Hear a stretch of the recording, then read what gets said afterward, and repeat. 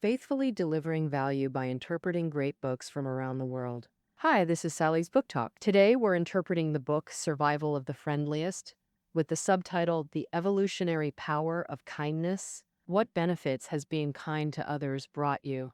Feel free to leave a comment and share your views. Hearing this book title, many folks might think of survival of the fittest. This phrase is super familiar to everyone. It comes from Darwin's theory of evolution. The common take on survival of the fittest is that the strong who plunder resources survive and the weak get wiped out. But that's not what Darwin meant. I When Darwin proposed survival of the fittest, he meant species that leave the most offspring survive longer. From this angle, relying on brute strength to plunder others isn't always a smart move. Folks who plunder others often get hostile and attract hostility back, causing stress that weakens the immune system and makes them sick. In the process of plundering, people might get hurt or even die. Many biologists find that in the real world, kindness is a better survival strategy. Lots of species cooperate with others, relying on their help to reproduce. For example, flowers offer nectar, so bees can help with pollination. Darwin once said, "The most compassionate groups thrive most and raise the most kids." The book we're introducing today explores exactly this evolutionary power of kindness. The book has two main authors. Brian Hare is a professor at Duke University in evolutionary anthropology and cognitive neuroscience, and he founded the Duke Canine Cognition Center. The other co-author, Vanessa Woods, is Hare's wife and a scientist at the Duke Canine Cognition Center. In this book, Hare introduces his proposed self-domestication hypothesis. This hypothesis says some species naturally become friendlier through evolution, and that friendliness ups their smarts. Take humans. Kindness lets us communicate and cooperate, driving tech and cultural innovation, leading to a thriving civilization. The book has 9 chapters and 130,000 words. Hare starts from dog research, recounting how he found meaning in kindness from dogs and built the self-domestication hypothesis through experiments. Oh, what? He also covered the downsides of self-domestication and proposed solutions. It's important to note that while the book presents evidence, the self-domestication hypothesis remains just that, a hypothesis.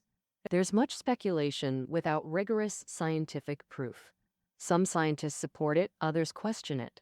Still, the hypothesis offers a new lens to understand kindness's power and provides insights for resolving group conflicts. Next, I'll unpack the book's core ideas in 3 parts. First, how the self-domestication hypothesis was developed. Second, self-domestication's positive effects on humans.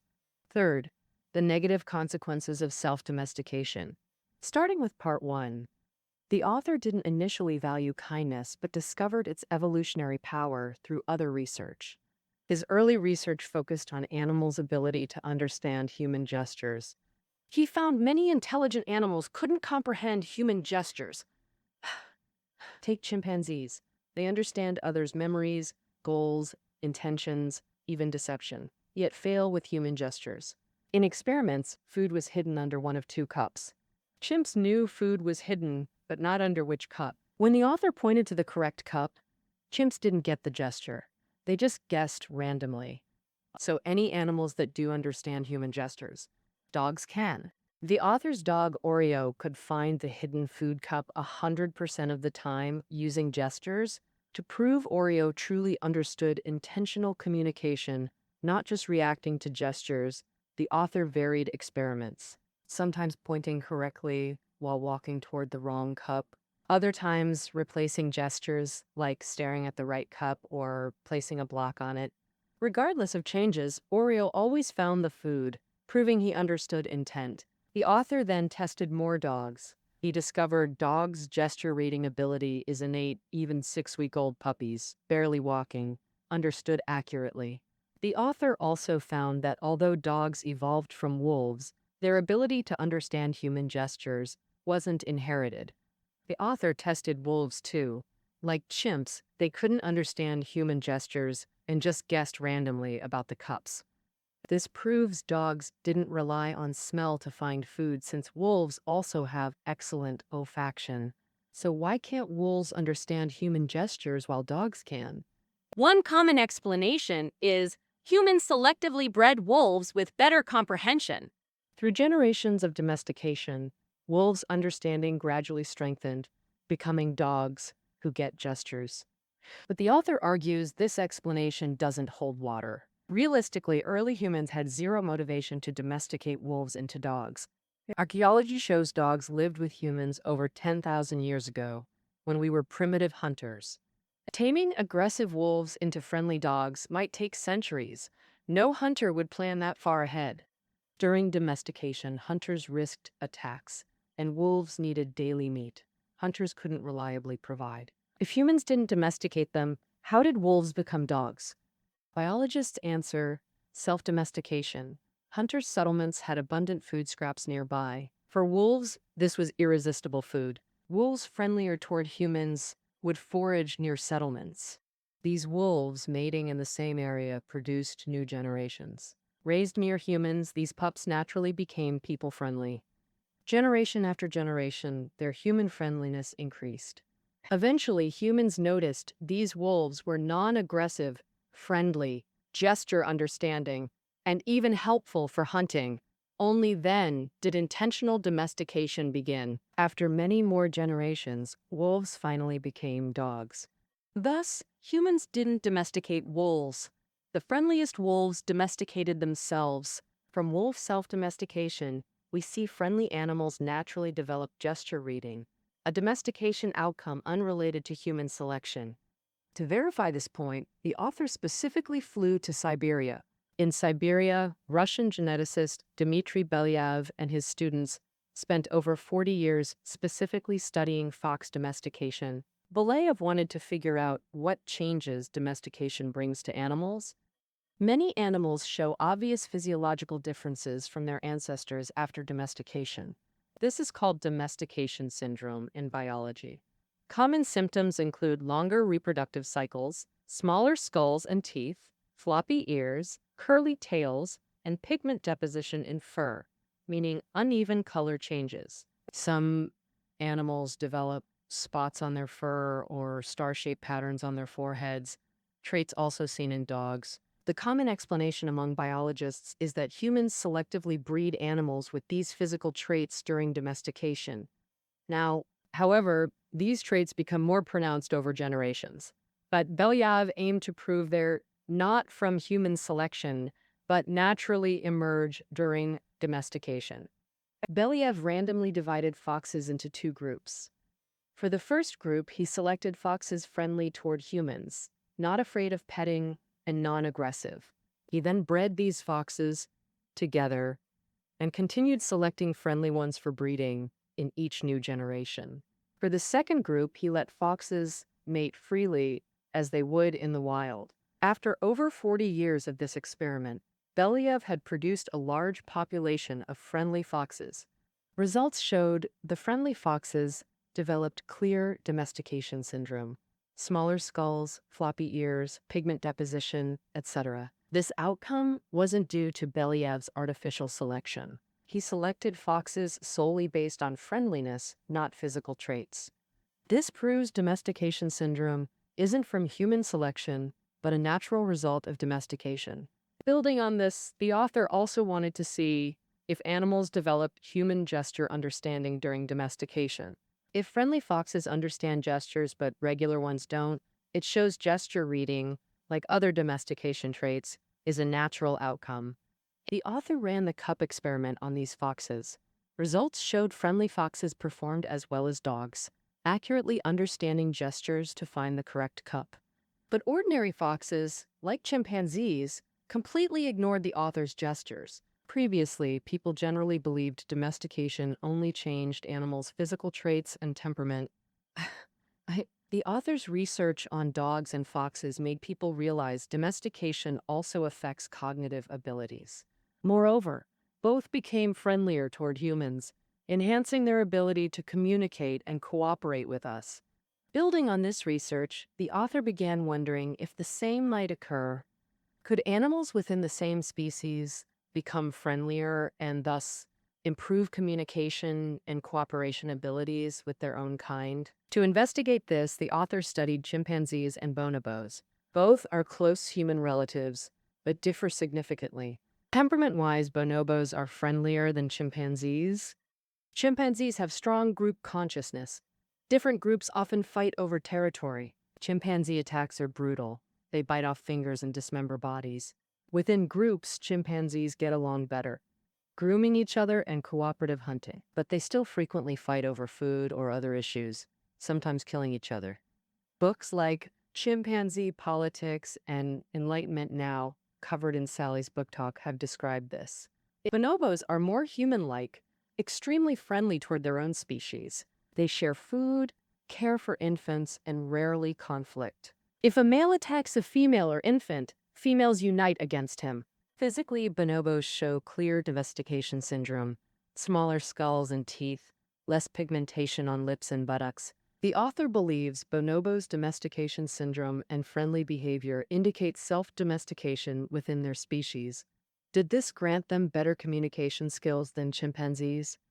It does not so. I know it's too. He designed an experiment. Food placed on a board with two pole rings connected by a rope. The board was placed outside a cage containing two apes. For the apes, the only way to get the food was through mutual cooperation. They needed to pull the rope simultaneously with similar force to bring the board close to the cage. If only one ape pulled, or pulled too hard, the rope would slip off the rings, making retrieval impossible. The author tested cooperation performance in both chimpanzees and bonobos. Chimpanzees performed terribly. Most pairs failed to cooperate pulling the board, though a few managed. Even when successful, they'd fight over food distribution. Stark contrast would hog all food, while bonobos excelled.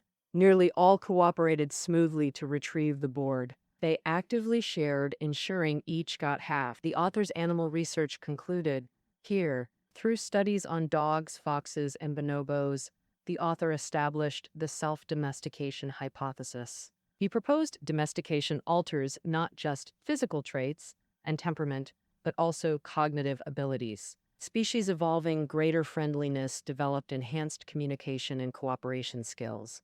But why does friendliness boost cognition? This remains a mystery requiring more scientific investigation. Geneticists speculate friendless-evolution alters genes that also affect cognition. This led the author to wonder, could the same apply to humans? Could humanity's exceptional cooperation skills be self-domestication products? In Part 2, we'll explore this. To understand self-domestication's human significance, let's revisit our history. Biologically, modern humans are Homo sapiens, the only surviving human species. But historically, multiple human species coexisted with Homo sapiens. A famous example is Neanderthals. Archaeology shows Neanderthals resembled us, using tools, hunting, fire, cooking, developing language and culture, similar brain size, even physically stronger. So why did Neanderthals go extinct while Homo sapiens survived? This is a question biologists have long debated. A widely accepted explanation is that around 50,000 years ago, Homo sapiens experienced rapid social network expansion, quickly increasing group sizes. Neanderthal groups were relatively small, typically just a dozen people, but Homo sapiens groups were much larger. A group could have hundreds of members, so even though Homo sapiens were physically weaker than Neanderthals, in conflicts, they won through superior numbers. Larger groups also foster technological innovation. Within groups, newly invented tools or hunting methods spread rapidly. As technology spreads, others refine and improve it. The result is that larger groups sustain more innovation. Innovations make food easier to get, feeding more people, expanding groups further, creating a virtuous cycle. It was through larger groups and more technological innovations that Homo sapiens overcame other human species to dominate Earth.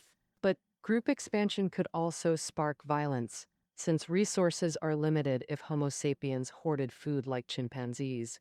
Constant conflicts would prevent large-scale groups. Well, The author argues that Homo sapiens' social network expansion was made possible by self-domestication. Before social network expansion, Homo sapiens, like bonobos, underwent self-domestication, becoming friendlier to their own kind and reducing conflict risk. Through self-domestication, Homo sapiens gained better communication and cooperation skills. Friendliness and these abilities together enabled social expansion, creating prosperous human civilization. So, did Homo sapiens actually experience self-domestication? The author couldn't prove it directly, but uncovered some evidence. The author speculates that social expansion happened 50,000 years ago. Based on evolutionary rates, Homo sapiens started self-domestication at least 80,000 years ago, and it causes domestication syndrome. If Homo sapiens underwent self-domestication, corresponding changes should appear in fossils. The author's colleague, anthropologist Steve Churchill at Duke University, analyzed over 1,400 ancient human skulls spanning 200,000 to 10,000 years ago. Churchill found that over time, human skulls became smaller, a classic sign of domestication syndrome. Compared to early humans 100,000 years ago, late humans from 10 to 30,000 years ago had faces that were 10% shorter and 5% narrower. And, moreover, the space in the skull that holds the brain size, has also been decreasing. In the 10,000 years before agriculture emerged, human brain size decreased by about 5%. As agriculture continued to develop, brain size kept shrinking. The author further points out that another classic sign of domestication syndrome in humans is pigment deposition. Human skin comes in various colors and is generally uniform.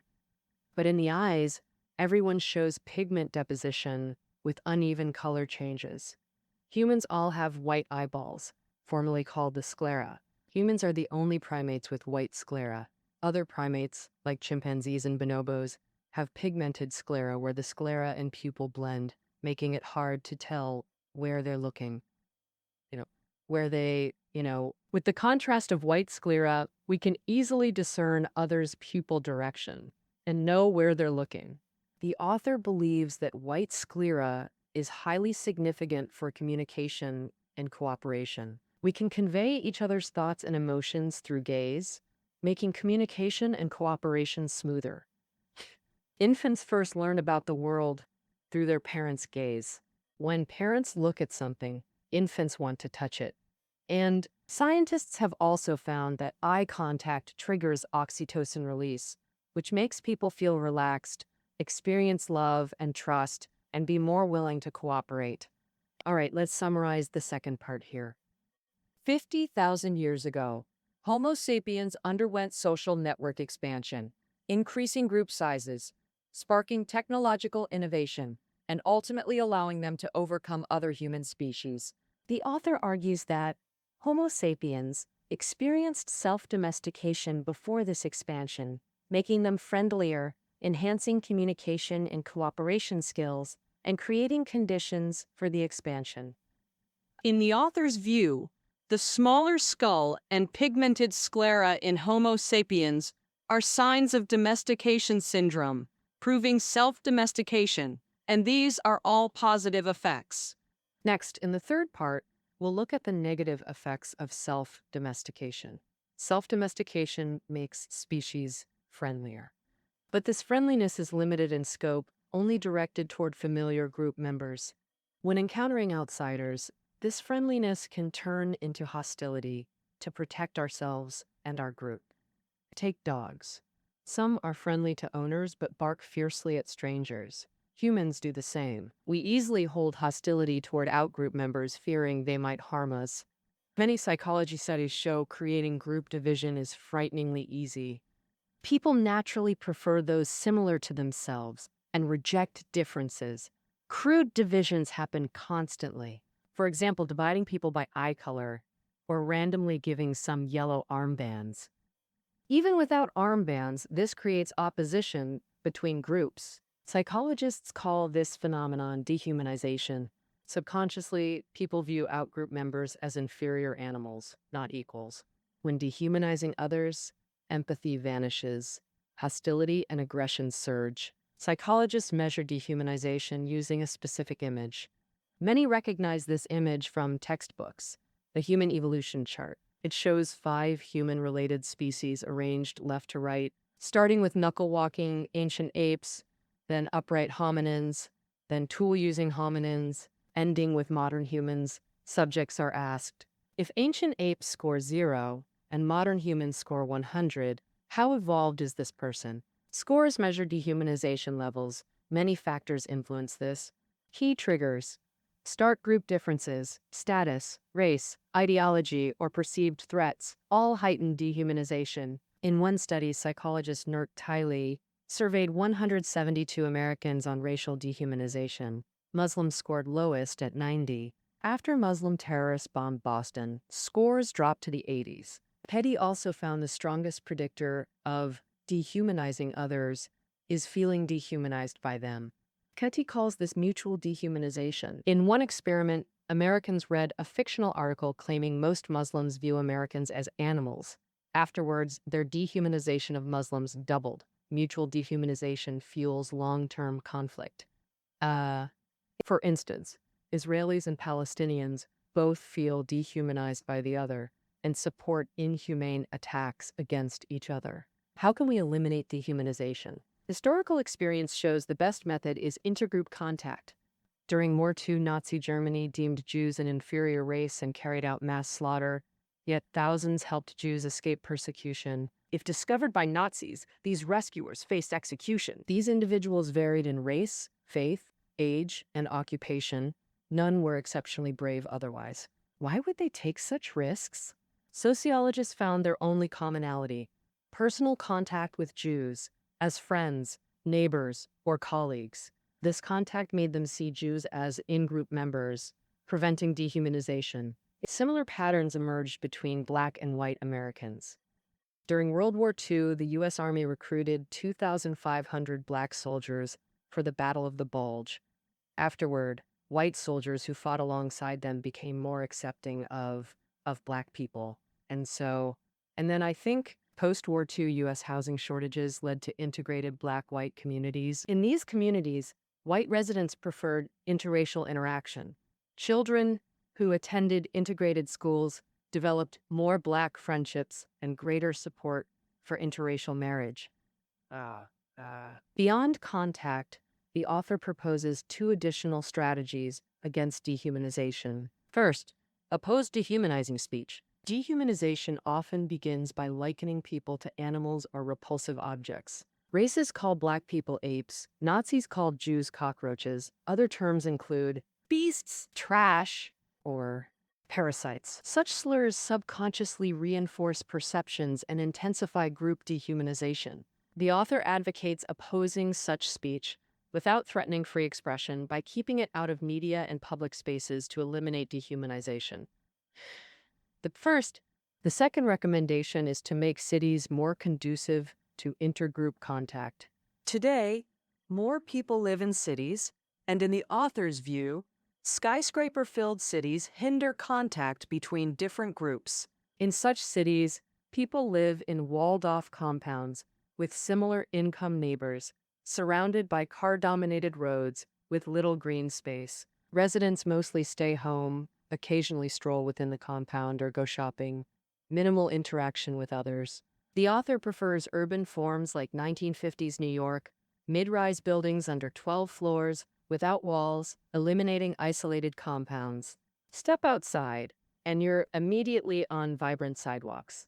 Sidewalks are lined with small shops, restaurants, and park greenery. In such cities, people embrace outdoor activities and engage with diverse individuals, fostering intergroup contact.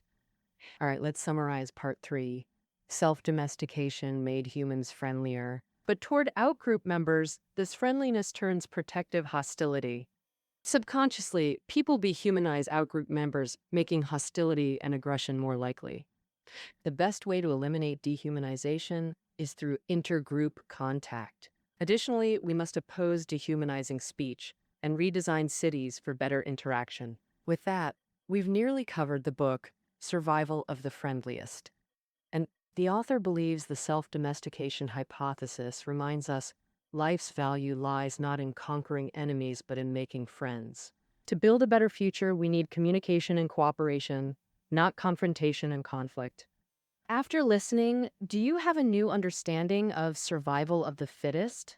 Feel free to leave your thoughts in the comments. All right, that's our interpretation of survival of the friendliest. Reading notes are below the audio. See you next time.